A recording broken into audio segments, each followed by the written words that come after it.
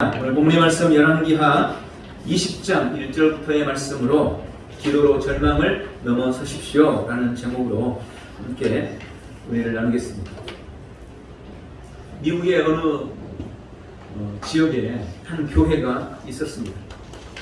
이 교회 바로 맞은편에 술집이 들어서게 됩니다.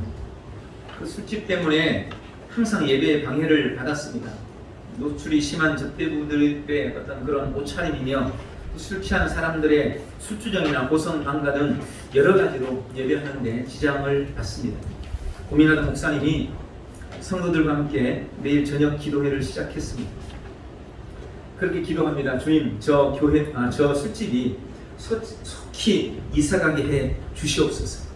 이렇게 몇 달을 성도들과 함께 기도했어요. 그런데 아무 응답이 없습니다. 술집이 끄떡도 하지 않고 오히려 장사가 더 잘 되고 있는 것 같습니다. 그럴수록 성도들의 기도는 점점 강도가 세져 갔습니다. 이제 성도들이 심해서 저녁에 금식도 하고 또 철야도 하면서 주 앞에 기도합니다. 기도의 제목도 이렇게 바뀌었습니다. 좀 전까지는 이사가게 해주십시오 했는데 이번에는 저 술집이 주여 망하게 해 주시옵소서 이렇게 하면서 온 성도들이 열렬히 하나님한테 기도했습니다. 그런데 그랬는데 얼마 후에 갑자기 술집에 불이 났습니다. 그리고 안이 홀랑 타가지고 술집이 쫄딱 망하게 된 겁니다. 그런데 문제가 생겼습니다. 교회에서 목사님과 성도들이 술집이 망하게 해달라고 매일 기도했다는 것을 이 술집 주인이 알게 됩니다. 그래서 법정에다가 소송을 했습니다. 고소를 했습니다. 교회를. 재판일에 판사가 술집 주인한테 물었습니다. 고소 이유가 뭡니까? 그랬더니 술집 주인이 말했습니다. 내 교회가 매일 우리 술집 망하라고 기도하는 바람에 우리 술집에 불이 나가지고 쫄딱 망하게 됐습니다. 그러니까 마땅히 교회가 우리한테 손해배상을 해야 합니다. 손해배상을 청구합니다. 이렇게 얘기하는 거예요. 그러니까 같이 재판 자리에 있던 목사님과 성도들이 웅성웅성 거리면서 그렇게 말했습니다. 아니, 기도한다고 불이 나나?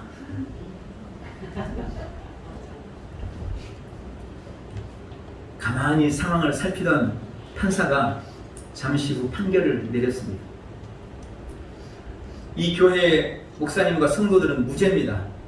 이 교회가 술집이 망하게 해달라고 기도하는 것은 맞지만 하나님은 믿음 없는 사람들의 기도는 듣지 않습니다. 그런데 제가 가만히 보니 이 교회 목사님과 성도들은 술집 주인보다도 믿음이 없습니다. 그러므로 믿음 없는 이 목사님과 성도들의 기도 때문에 술집에 불이 났다는 것은 적용될 수 없습니다. 그래서 교회는 무죄입니다. 땅땅땅. 재판은 이겼지만 목사님과 성도들은 고개를 들 수가 없었답니다. 저라면 어땠을까요? 그리고 여러분이라면 어땠겠습니까? 어떻게 보면 우리의 믿음과 현실의 괴리를 잘 보여주는 좀 불편한 이야기일 수 있습니다. 그런데 제가 법은 잘 모릅니다만은 이 교회나 성도들이 그때 목사님이 그래 맞다. 우리가 열심히 기도해서 하나님이 응답해서 저 술집이 쫄딱 망한 거다. 우리는 그렇게 믿는다 라고 말했다고 하더라도 법적으로 교회가 책임질 일은 없다고 저는 알고 있습니다. 혹시 하나님 앞에 그들이 배상을 청구하면 그러면 몰라도 기도했다고, 기도해서 응답받았다고 우리한테 잘못을 따질 수는 없는 걸로 제가 알고 있습니다. 그러니까 여러분 너무 걱정하지 마시고 열심히 기도해서 응답받는 복된 삶 누리시길 축원합니다. 기독교는 구원의 종교입니다. 구원이라는 말은 건져낸다, 해결해준다 라는 그런 의미로 기독교는 인생사의 각가지 문제에서 건져내고 어떤 어려움도 해결해주는 구원의 종교라고 할 수 있습니다. 성도는 우리 삶에 찾아오는 인생의 어려움이나 위기를 주의 이름으로 극복하고 해결해 나가는 이 구원의 은혜와 은총을 범사에 누려야 합니다. 약속하시는 구원은 단지 영혼의 구원에만 국한되는 것이 아니기 때문에 그렇습니다. 나폴레옹 힐이라는 사람은 인생에 찾아온 고난을 이기는 비결은 하나님의 도우심을 입는 것이며 하나님의 도움은 오직 기도를 통해서만 얻는다라는 말을 했습니다. 여러분, 우리 삶엔 고난이 끊이지 않습니다.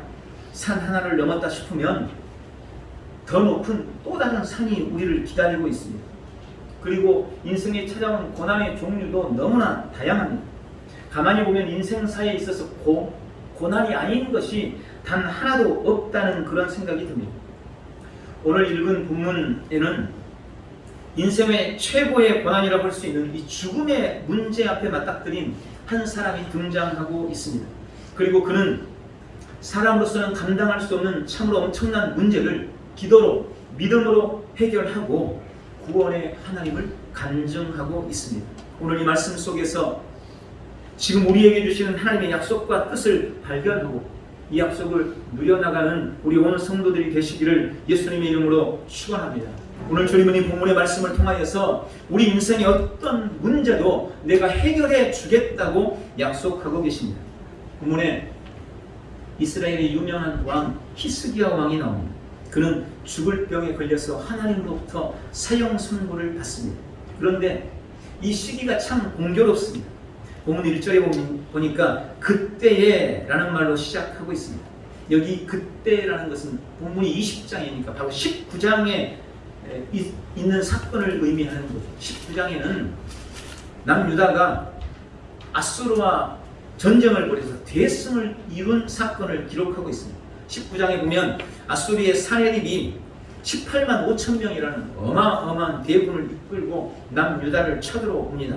어마어마한 적군 앞에서 온 이스라엘은 낙담하고 있었고, 이때 히스기야는 사내립이 보낸 이 통첩장 투항하라는 편지를 들고 하나님의 성전에 올라갔습니다. 그리고 하나님 앞에 그 편지를 펴놓고 기도합니다. 여호와여, 귀를 기울여 들으시옵소서. 여호와여, 눈을 떠서 좀 보시옵소서 하면서 하나님 앞에 간절히 기도했습니다. 그리고 하나님은 그 기도를 들으시고 그날 밤에 하나님의 사자를 보내서 아수르 진영의 18만 5천 명이라는 그 많은 대군을 한순간에 송장으로 만들어버렸어요. 아침에 눈 떠보니까 다 죽어버린 거예요. 이스라엘 군대는 손 하나 까딱하지 않고 엄청난 대군을 무찌른 대승을 거두게 된 것입니다. 바로 그런 엄청난 승리를 거두고 난 바로 그때 지금 히스기야에게 이 일이 일어난 것입니다. 우리말에 호사다마 하는 말이죠. 좋은 일이 있고 나면 꼭 나가 낀다, 나쁜 일이 벌어진다라는 그런 이야기입니다. 여러분, 그래서 그 누구도 어떤 상황에서도 스스로 자고해서는 안 됩니다. 오늘 내가 지금 잘하고 있다고 승승장구하고 있다고 내가 정말 뭐나 되는 것처럼 자고할 수 없다는 거예요. 오늘의 승리가 내일의 행복을 보장해 주지 못하기 때문에 그렇습니다. 잠언서 27장 1절을 통해 주님은 이렇게 경고합니다. 너는 내일 일을 자랑하지 말라. 하루 동안에 무슨 일이 일어나는지 네가 알 수 없음이니라. 오늘의 승리에 취해서 자고하지 말고 하루하루 주님 앞에서 겸손하게 최선을 다하는 성도가 되어야 할 줄 믿습니다. 어쨌든 이런 큰 승리를 거둔 히스기야 왕이 졸지에 죽을 병에 걸렸습니다.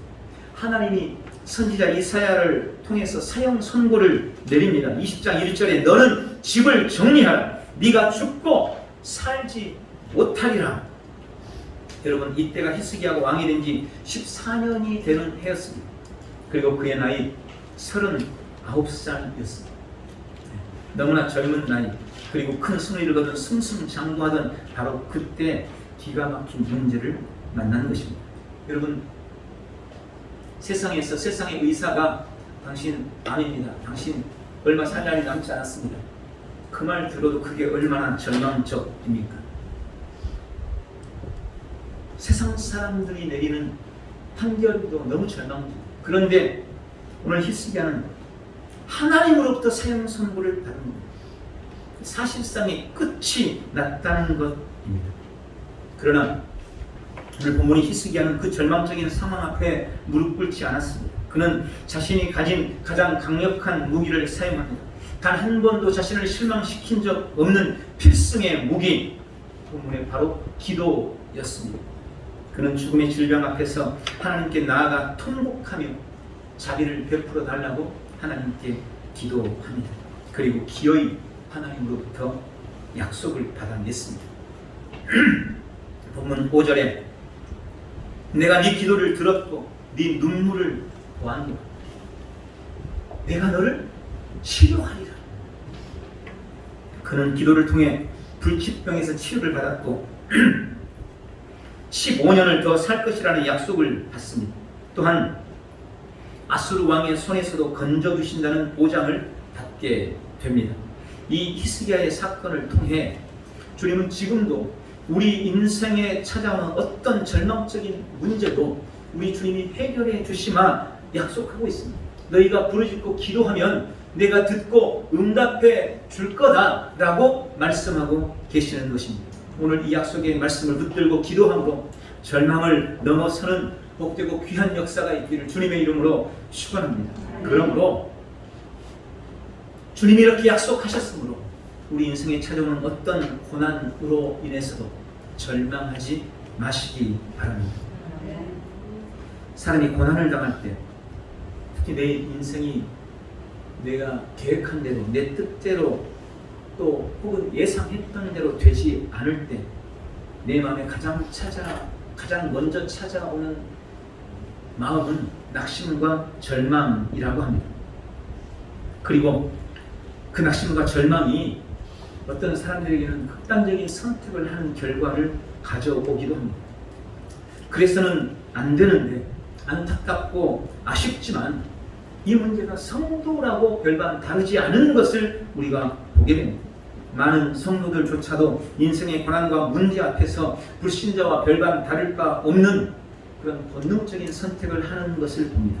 그러나 여러분, 성도는 그래서는 안 됩니다. 절망을 이겨내야 합니다. 절망이 내 안에서 뿌리 내리도록 굳이 그 절망에 물 주고 걸음 주고 하면서 키워낼 이유가 없는 것입니다.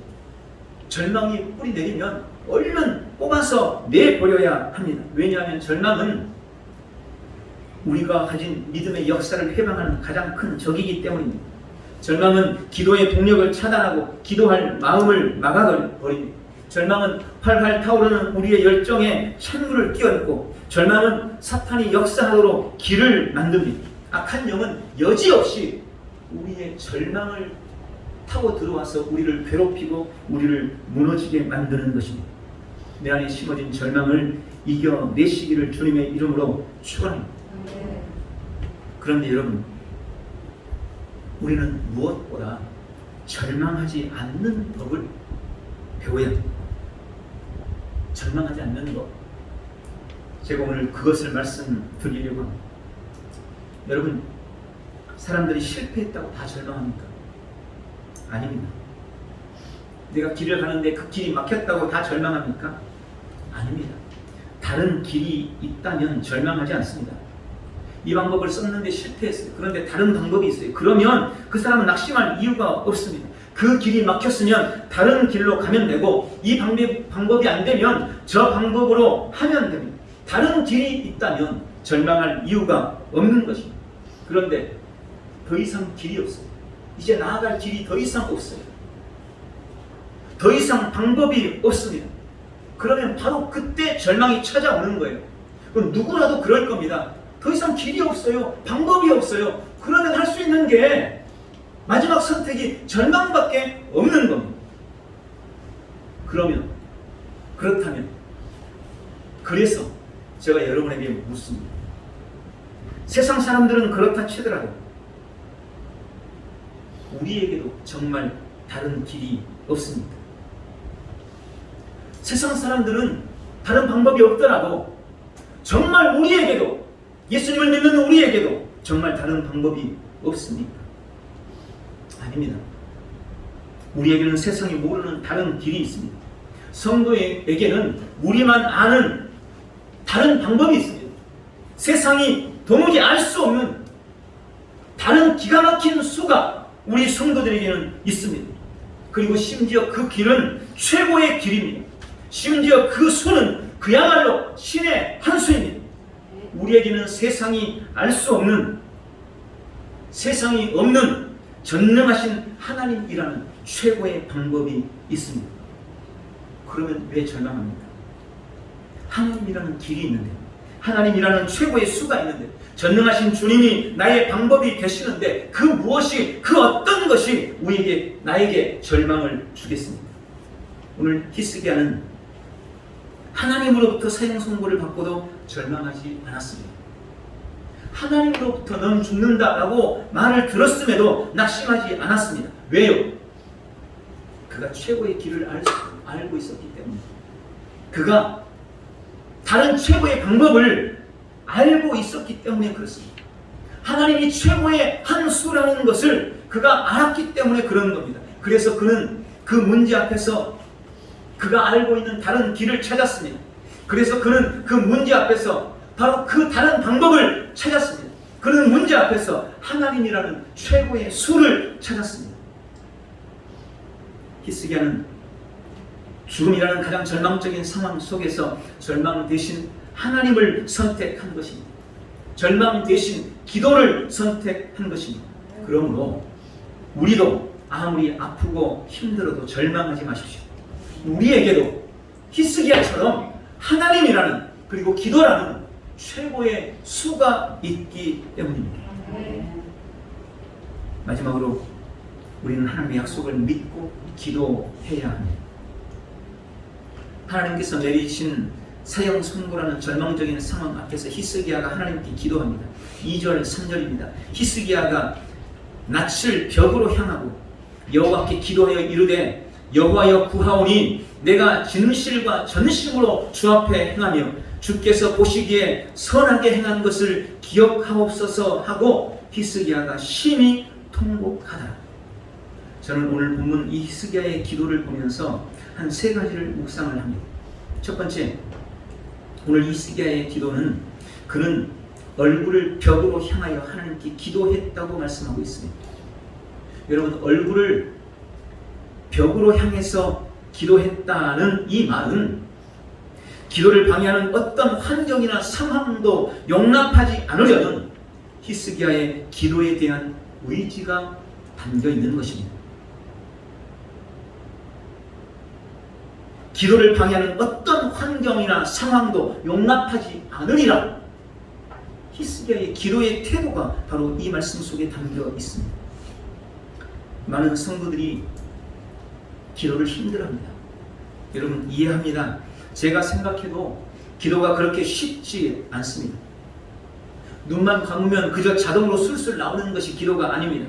대부분의 경우 기도는 늘 방해받습니다. 악한 영이 성도가 기도하는 것을 싫어하기 때문에 가지가지 방법으로 기도를 회방합니다. 늘 기도할 시간이 없다는 강박에 시달리기도 하고, 또 기도하려고 마음먹으면 평소에는 캔디 휴대폰이 갑자기 울리기도 하고, 카톡 이 소리가 자꾸 신경 거슬리기도 하고, 갑자기 손님이 오거나 급한 일이 생각나고 가스를 괜히 잠그지 않은 것 같기도 하고, 갑자기 막 화장실도 가고 싶고 배도 아픈 것 같고, 또 어렵게 기도를 시작을 해도 금세 졸음이 오거나 잠깐 정신을 차리면 내 생각이 딴 데 가 있어. 이런 일이 얼마나 많습니까? 참 이상하죠. 여러분, 그래서 기도에는 결단과 결심이 필요한 겁니다. 강한 의지가 필요한 겁니다. 시간 나면 기도하지 뭐 평생 시간이 안 납니다.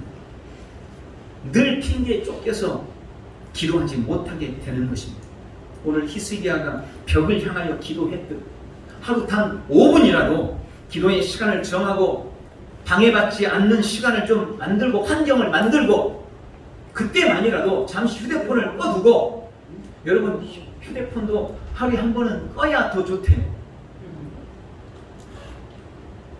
잠시 꺼두고 단 5분이라도 주 앞에 집중해서 기도할 수 있는 기도의 시간, 기도의 환경을 만드시기 바랍니다. 이것이 히스기야가 그 얼굴을 벽으로 향했다는 첫 번째 의미입니다. 또 한 가지는 그가 얼굴을 벽으로 향했다는 것은 오직 주님만 의지하겠다는 결단의 표시입니다. 그는 지금 하나님으로부터 사형 선고를 받았습니다. 여러분, 주님이 하시겠다는 것을 누가 맡겠습니까? 지금 그 상황에서 그가 누구를 의지하고 무엇을 의지할 수 있겠습니까? 아니, 하나님이 죽이겠다는데 세상 의사가 그를 살릴 수 있겠어요?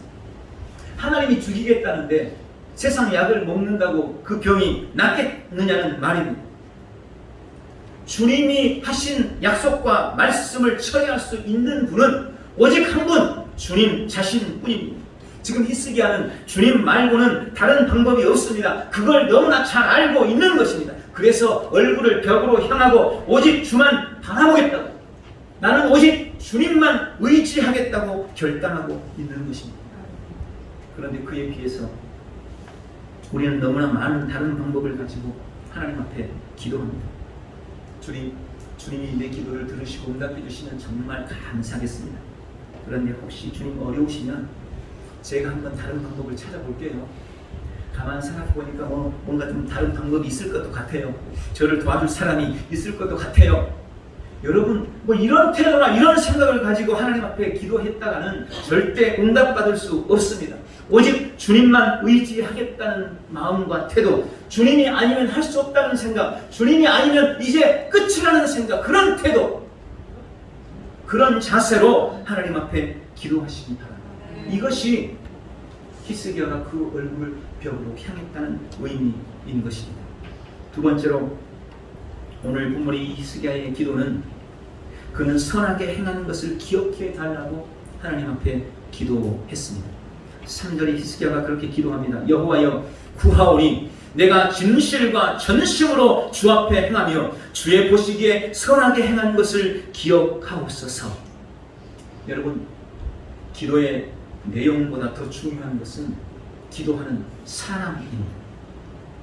하나님은 어떤 기도를 하느냐보다 누가 기도하느냐를 더 중요하게 보십니다. 불의한 자가 하는 유창한 기도보다 진실한 자가 하는 어눌한 기도를 주님은 더 가치 있게 여기고 그 기도를 주님은 들으십니다. 불신앙에 가득한 사람의 10시간의 기도보다 신실한 믿음의 사람의 10분의 기도가 주님 앞에 더 연락됩니다. 주님이 더 좋아하세요. 그래서 시편에도 주님은 정직한 자의 기도를 들으신다고 약속하고 있습니다. 이 말인즉슨 평소에 어떻게 신앙생활을 하느냐가 기도 응답의 여부를 결정한다는 것입니다. 여러분, 평소에 우리가 어떻게 신앙생활을 하느냐, 이것이 곧 우리의 기도 응답의 여부를 결정하는 것입니다. 그래서 제가 여러분에게 이렇게 권면드립니다. 여러분, 기도 응답의 기적을 누리시려면 평소에 하나님과 좋은 추억을 쌓으십시오. 주님이 인정하실 만한 헌신의 증거를 반드시 가지십시오. 흔히 과거를 자랑하지 말라고 이야기하지만 우리는 주님 앞에서 헌신과 충성의 흔적을 반드시 가지고 있어야 합니다. 히스기야는 지금 지난날에 주님 앞에 헌신했던 기억들을 끄집어내서 주님의 긍휼을 구하고 있는 것입니다. 주님, 제가 그때 그렇게 열심히 했었잖아요. 그때 제가 열심히 그렇게 특심이었잖아요. 그때를 좀 기억해 주시고 지금 저를 좀 불쌍히 봐주십시오. 히스기야가 지금 그렇게 기도하고 있는 거예요. 그리고 다행히 하나님은 그의 지난날의 헌신과 충성과 그의 특심을 기억하고 계셨습니다. 그리고 그때 했던 그 충성을 기억하고 지금 그의 생명으로 보상해 주고 계시는 것입니다. 여러분은 지금 주님이 기억하실 만한 어떤 증거를 가지고 있습니까? 여러분은 주님이 여러분을 기억하실 만한 어떤 흔적을 가지고 계십니까?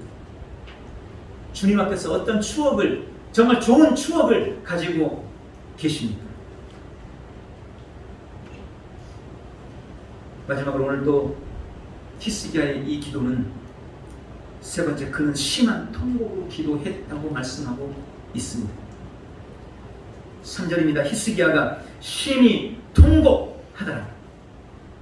통곡했다는 말은 문자적으로 눈물이 크게 넘쳐 흘렀다는 말입니다. 애통함에 극치를 보여주는 말입니다. 히스기야는 지금 심한 통곡으로 눈물로 부르짖고 있습니다. 오늘 이 히스기야의 이 심한 통곡의 기도는 신약의 예수님의 기도를 닮아 있습니다. 히브리서 5장 7절입니다. 예수님의 기도의 모습을 이렇게 표현했습니다. 우리 같이 한번 이 말씀은 같이 봉독했으면 좋겠습니다. 같이 읽습니다. 시작. 그는 육체에 계실 때에 자기를 죽음에서 능히 구원하시는 이에게 심한 통곡과 눈물로 간구와 소원을 올렸고 그의 경외하심을 인하여 들으심을 얻었느니라. 여러분, 예수님도 이 땅에 하나님 앞에 기도할 때 심한 통곡과 눈물로 간구와 소원을 주 앞에 올렸습니다. 여러분, 이 말씀에는 매우 중요한 교훈이 담겨 있습니다. 먼저는 통곡의 기도, 눈물의 기도는 주님이 반드시 연락하신다는 것입니다. 성경에 우리 주님이 절대로 그냥 지나치지 못하시는 것이 있습니다. 시편 34편 18절에 나오는 상한 마음과 중심에 통회하는 자, 즉 애통하는 자, 다른 말로 눈물을 흘리는 자, 우는 자. 여러분, 애통하는 자를, 통회하는 자를, 상한 마음을 가지고 우는 자를 주님이 그냥 지나치지를 못한다는 거예요. 지금 상한 마음을 가지고 통곡하는 히스기야에게 우리 주님이 이사야가 성 절반도 가기 전에, 성 중간도 가기 전에 하나님께서 응답하셨습니다. 너 가서 히스기야에게 말해라. 내가 네 기도를 들었고 내 눈물을 보았노라. 내가 너를 치료하리라. 주님은 눈물의 기도를 외면하는 법이 없으십니다. 두 번째로 오늘 이 말씀은 반드시 하나님 경외함이 전제되어야 한다고 가르쳐주고 있습니다. 예수님의 심한 통곡의 기도가 들으심을 받은 것은 주님의 경외하심 때문이었다고 말씀하고 있습니다. 그가 심한 통곡과 눈물로 간구와 소원을 올렸고 그의 경외하심을 인하여 들으심을 얻었느니라. 예수님이 하나님을 깊이 경외했기 때문에 그가 들으심을 얻었다는 것입니다. 오늘 히스기야의 심한 통곡의 기도 역시 하나님께 대한 경외함이 있었기 때문에, 하나님께 대한 경외함 때문에 응답받았다고 말씀하고 계시는 것입니다. 그가 아무리 눈물을 흘리고 통곡을 하며 기도했어도 그 심령에 하나님을 경외하는 마음이 없었다면 결코 응답받지 못했을 거라는 이야기예요. 오늘 하나님을 경외하는 사랑하는 성도 여러분, 어떤 인생의 절망과 아픔이 있습니까? 그 하나님을 경외하는 마음을 가지고 주님 앞에 통곡하시기 바랍니다. 주님 앞에 눈물 흘리시기를 주님의 이름으로 축원합니다. 오늘 말씀을 맺습니다. 어떤 인생의 문제를 가지고 있습니까? 그것 때문에 절망하고 계십니까? 주님은 오늘 우리 인생의 어떤 문제도 해결해 주시겠다고 약속하고 계십니다. 오늘 히스기야처럼 최고의 수가 되시고 최고의 길이 되시고 최고의 방법이 되신 주님을 붙들고 의지하고 하나님을 경외함으로 통곡하며 기도해서 응답의 역사, 구원의 역사, 범사에 누려나가는 우리 온 성도들이 다 되시기를 예수님의 이름으로 축원합니다. 기도하겠습니다. 좋으신 주님, 감사와 찬송 올려드립니다. 기도 앞에 절망은 없습니다. 우리가 어떤 힘들고 어려운 상황 앞에서도 주 앞에 기도하는 하나님이라는 최고의 수가 있음을 오늘 다시 한번 말씀을 통하여 기억합니다. 히스기야처럼 주 앞에 통곡하며 기도해서 경외함으로 간구해서 응답받는 복되고 귀한 성도들 다 되게 역사해 주시옵소서. 오늘 각각 인생의 문제에서 주님 우리를 건져주시고 승리의 삶을 누리도록 축복해 주시옵소서. 예수님의 이름으로 기도하옵나이다. 아멘.